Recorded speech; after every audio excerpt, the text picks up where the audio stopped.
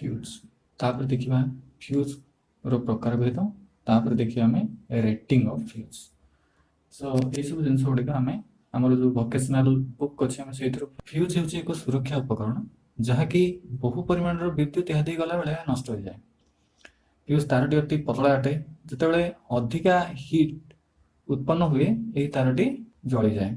जितेबाला बहु परिमाण विद्युत फ्यूज तार प्रवाहित हुए यह अति शीघ्र जली जाए जहाद्वारा से अत्याधिक विद्युत घरे व्यवहृत वैद्युतिक उपकरण निकटवर्ती हो पारे ना फल उपकरण गुड़िक कौन क्षति पहुँचे ना।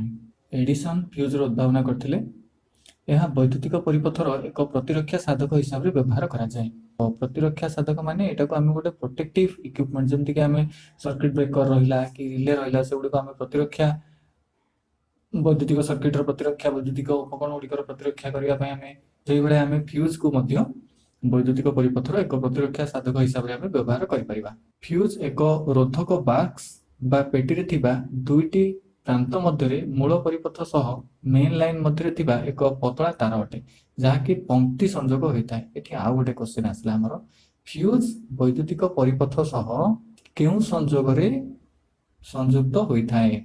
फ्यूज वैद्युतिक परिपथ सह पंक्ति संजोग संयुक्त होता है। पंक्ति संजोग कहले कौन ना एटा गोटे रेजिस्टर आ सहित आउ गोटे रेजिस्टर जदि आम सीरीज कनेक्शन बा जब यहाँ पंक्ति संजोग कहवा यदि या देखिए जदि करेन्ट आई प्रवाहित होची ताले ए परिपथ देगी आई करेन्ट प्रवाहित हम जदि आमर R1 आउ एटा R2 ए दुटा रेजिस्टर है ताले R1 देकी जी करेन्ट प्रवाहित हम R2 देकी सेतिकी करेन्ट ही प्रवाहित हम ताले फ्यूज को वैद्युतिक परिपथ रे सर्वदा को संजोग करा जाय थाए ना पंक्ति संजोग करा जाय थाए। ठीक अछि आउ थे मु कहि रखे फ्यूज सर्वदा मूल परिपथ सह पंक्ति रे संजोग होता है।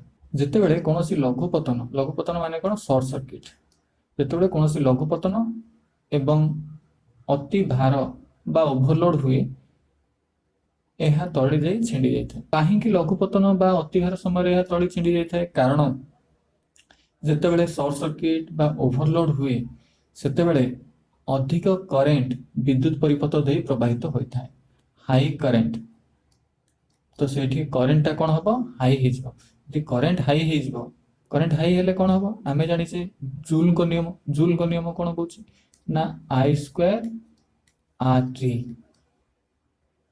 H is equal to I square R T तमाने कौन एच टा कौन हिट जदि आई अमाउंट रो करेन्ट आर ओम रेजिस्टर देकी टी टाइम पे प्रवाहित हुए ताहले सेठी I square R T heat उत्पन्न हुए। जितेबाला आमर करेन्टा अधिका हो जाए सही समय रे हिट से तार रे मध्य अधिका होता है जहाँफल से तारटी तलड़ी छिंडी जाए।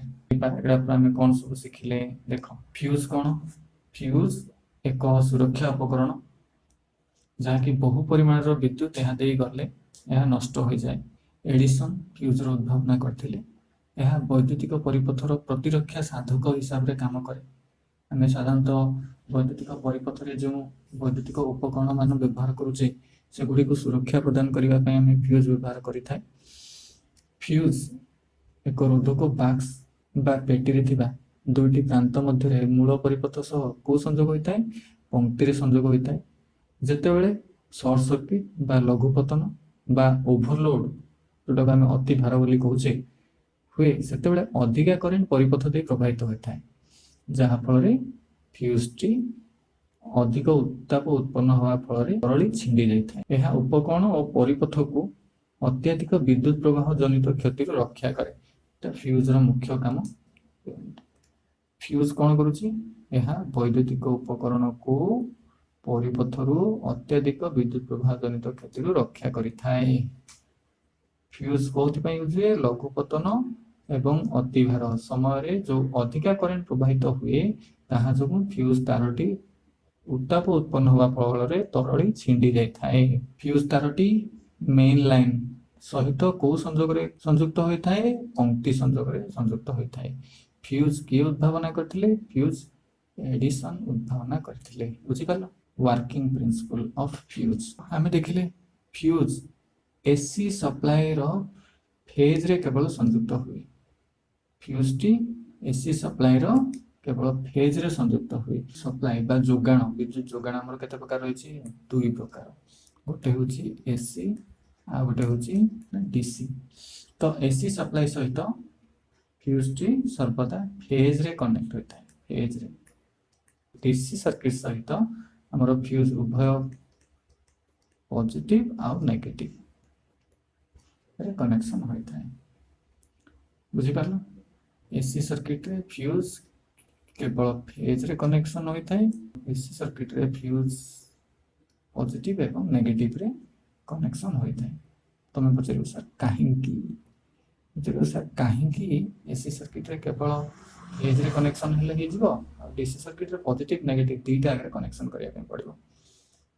अल्टरनेटिव डीसीटा माने एगुडा हम अल्टरनेटिंग बोले कहू यदि हम एटा हम एसी बोले कहू एटा हमर हला एसी सर्किट ठीक अछि एटा सब बळे कांस्टेंट रहबो फिक्स रहबो एठी कोन हबो वैल्यूटा प्रत्येक समय एटा आदि मोर आईएम एक्सिस हला आदि मोर आईएम एक्सिस हला एठी परिमाण एठी कोन होछि एठी 0 होछि एठी पुणी अधिका एठी मैक्सिमम होछि तापर एठी अगेन कम कम आसी जोड़ा एठू 0 रो स्टार्ट होछि आस्ते आस्ते अधिका एठी मैक्सिमम गला तापर पुणी अगेन मैक्सिमम रो कम एठी सुनाला पुणी अधिका एठी मैक्सिमम पॉइंट को गला पुणी एठी कम की 0 को गला तो एसी सर्किट रे हमर ओडे फेज होछि ओडे न्यूट्रल होछि तो आमे एठी आमे कहि परिबा जे हमर जो न्यूट्रलटा हमर एठी न्यूट्रलटा रो वोल्टेज साधारणतः 0 वोल्ट रहता है डीसी जोगाण क्षेत्र रे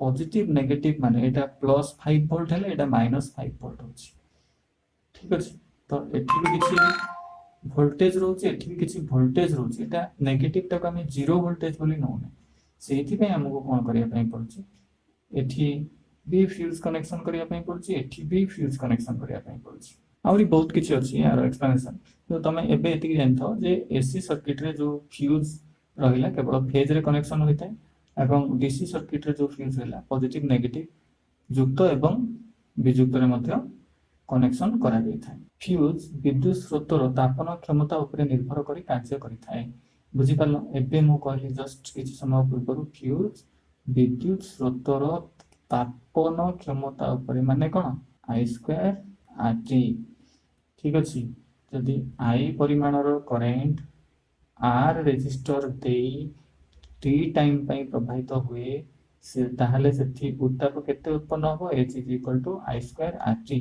एहा अत्यधिक ताप परिमाण को संभाली न पारी तरली जाय थाए ओ सर्किट को अति भार बा जोटा ओवरलोड और लघु तापरु रक्षा करि थाए एहा साधारणतः टीन और दस्तार मिश्रण रे तैयारी होता जानि पारलो फ्यूज कोथरे तैयारी होता टीन एवं दस्ता एहा मध्य बेले बेले एल्युमिनियम और तंबारे मध्य तैयारी होता है मेनली जदि पचरा जाए फ्यूज कोथरे तैयारी गोटे होछि टीन आ गोटे होछि दस्ता आमे कहि परिबा बेले बेले एल्युमिनियम और कपर रे मध्य तैयारी होता है किंतु मुख्यतः टीन और दस्ता रे तैयारी होता है एहार रेटिंग साधारणतः एम्पियर अरे होता है ठीक अछि तो पुणी ए गोटे पेज को हमें रिवाइज करिया आउथरे फर्स्ट क्वेश्चन फ्यूज के उद्भावन करथिले एक नंबर क्वेश्चन एडिसन फ्यूज उद्भावन करथिले फ्यूज काहे की व्यवहार करि जाय वैद्युतिक परिपथर प्रतिरक्षा पाई फ्यूज व्यवहार करा जाय फ्यूज मुख्य परिपथ सह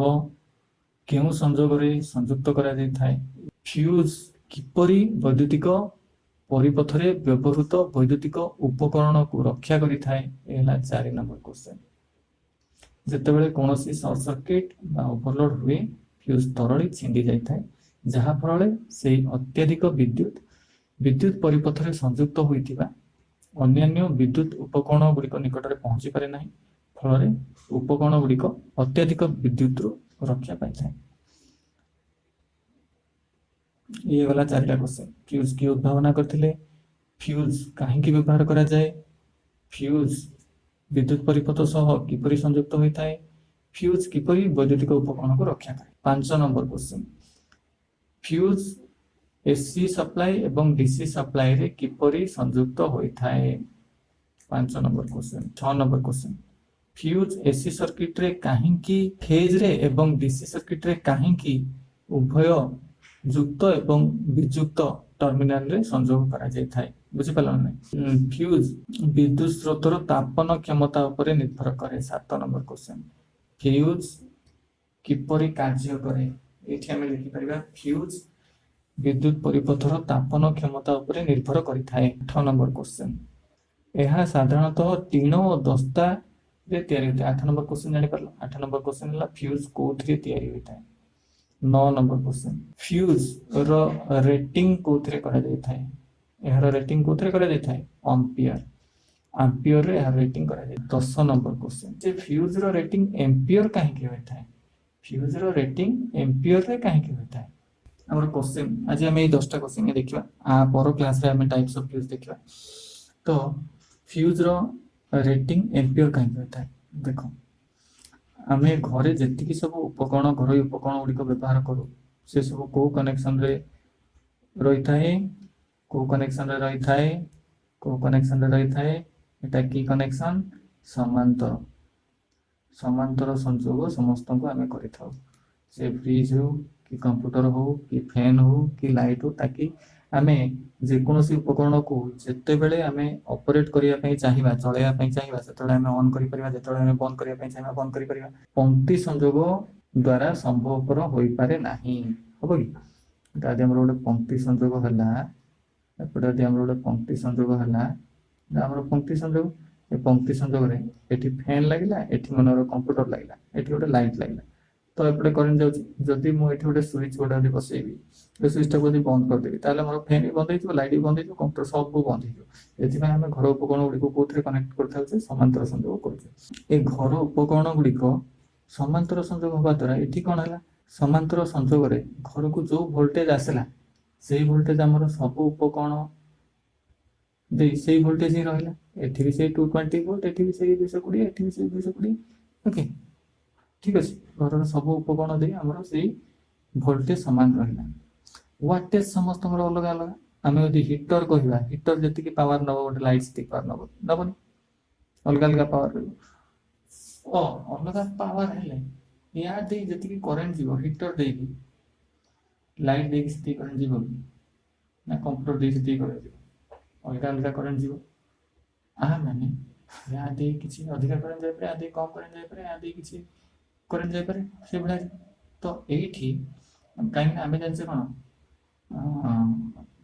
ବୈଦ୍ୟୁତିକ ପାୱାର ଏଇଟା ହଉଛି ଭୋଲ୍ଟେଜ କରେଣ୍ଟ, ଏ ଦୁଇଟାର କୁ ନେଇ ଆମେ ପାୱାର ବୋଲି ଆମେ କହୁଛୁ। ଭୋଲ୍ଟେଜ ଆଉ କରେଣ୍ଟକୁ ଆମେ ନେଇକି ପାୱାର। ଏଇଠି ଆମର କ'ଣ, ଭୋଲ୍ଟେଜଟା ଯେହେତୁ ସମାନ ହେଇଗଲା, ତ ମୁଁ ଭୋଲ୍ଟେଜଟାକୁ ବାହାର କରିଦେଲି। ଭୋଲ୍ଟେଜ କଟିଗଲା, ଆଉ କ'ଣ ରହିଲା? ଆଉ ରହିଲା ମୋର କ'ଣ, ଖାଲି କରେଣ୍ଟଟା ରହିଲା। ତ ସେଇଥିପାଇଁ ଫ୍ୟୁଜର ରେଟିଂଟା ଆମେ ଏମ୍ପିୟର, କରେଣ୍ଟର ଏକ କ'ଣ ଏମ୍ପିୟର। ଆମେ ଏଠି କାରଣ ଏଠି କୋଉ ଜିନିଷ ଆମର ଭୋଲ୍ଟେଜ ହେଇଗଲା ଫିକ୍ସ, ସବୁ ଗୁଡ଼ାକ ଉପକରଣ ୟୁଜ୍ କରାହେଇଛି, ତ ସବୁ ଗୁଡ଼ାକରେ ଭୋଲ୍ଟେଜ ଯେହେତୁ ସମାନ୍ତର ସଂଯୋଗ ହେଇଛି, ସମାନ ଭୋଲ୍ଟେଜ ରହିବ। ପାୱାର ଅଲଗା ଅଲଗା ହେଉଛି, ସେଥିପାଇଁ ଏଠି ପାୱାର ଅଲଗା ଅଲଗା ହବ ଫଳରେ ଅଲଗା ଅଲଗା ବିଦ୍ୟୁତ, ଅଲଗା ଅଲଗା କରେଣ୍ଟ ପ୍ରବାହିତ ହେଉଛି। ସେଥିପାଇଁ ଅଲଗା ଅଲଗା, ସେଥିପାଇଁ ଡିଫରେଣ୍ଟ ଉପକରଣର, ପ୍ରତ୍ୟେକ ଉପକରଣର ବୈଦ୍ୟୁତିକ ପ୍ରବାହ ଅଲଗା ରହୁଛି, କରେଣ୍ଟ ଅଲଗା ରହୁଛି, ସେଇଥିପାଇଁ ଡିଫରେଣ୍ଟ ରହୁଛି। ସେଇଥିପାଇଁ ଆମେ କ'ଣ କରୁଛେ, ଗୋଟେ ଫ୍ୟୁଜ ଗୋଟେ ଲଗେଇଛେ। ଯଦି ଆମର କରେଣ୍ଟ ନିର୍ଦ୍ଦିଷ୍ଟ ଏକ ସୂଚକରୁ ଅଧିକା ହୁଏ, ତାହେଲେ ଫ୍ୟୁଜଟି ଆମର ଚାଲିଯିବ। ଫ୍ୟୁଜଟି ଚାଲିଗଲେ ଏ ଉପକରଣ ଗୁଡ଼ିକ ଆମର ସୁରକ୍ଷିତ ରହିବ। ଠିକ ଅଛି। ସେଇଥିପାଇଁ ଆମେ କ'ଣ କରୁଛେ ନା, ଆମର ଫ୍ୟୁଜ ଗୁଡ଼ାକର ରେଟିଂ ଆମେ କ'ଣ ଏମ୍ପିୟରରେ ରଖିଛେ।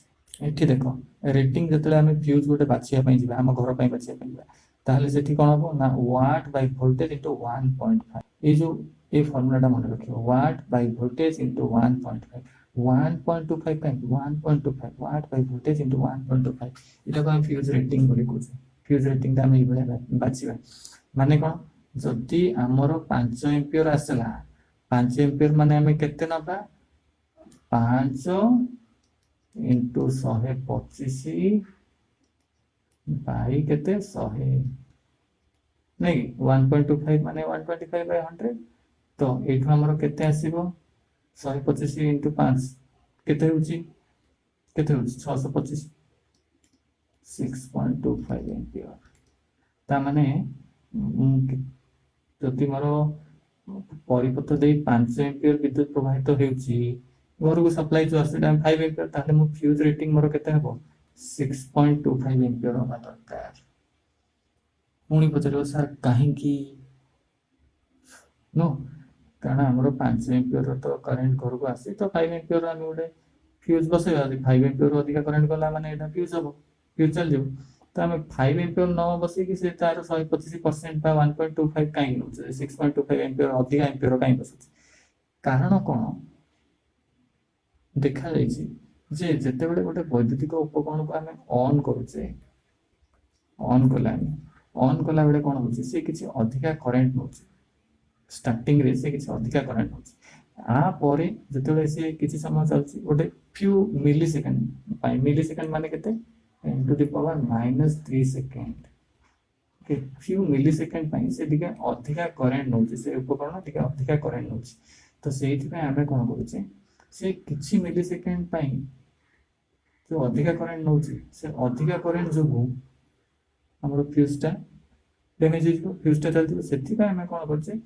किछिटा जदि आम 5 एम्पियर विद्युत प्रवाहित होउची नॉर्मल कंडीशन रे ताहले आमे तार 125% इटा वैज्ञानिक माने देखिकी परीक्षा निरीक्षा करिकी फैक्टर ता बाहर करछंती 1.25 वैल्यूटा जे आमे गोटे वैद्युतिक उपकरण जेतले आमे नउछे तो तार स्टार्टिंग रे से किछ अधिका करंट नबो से अधिका करंट केते हेई पारे से अधिका करंट केते हेई पारे तो सेटा अराउंड तार 125% जाई जाउची ताठू अधिका करंट ड्रॉ कला माने फ्यूज जीवो किंतु अप टू 125% करंट जाई फ्यूज जीवनी कारण सेटा तार सेफ रेटिंग बोली कहउची इंस्टेंट गोटे केते मिली सेकेंड पाई जदि सेति करंट जाउची ताहले इक्विपमेंट रो किछि क्षति हो नै सेति पई हमें फ्यूज रो रेटिंग टा वाट बाय वोल्टेज इनटू 1.25 हमें करी फ्यूज रेटिंग हमें बाहर करता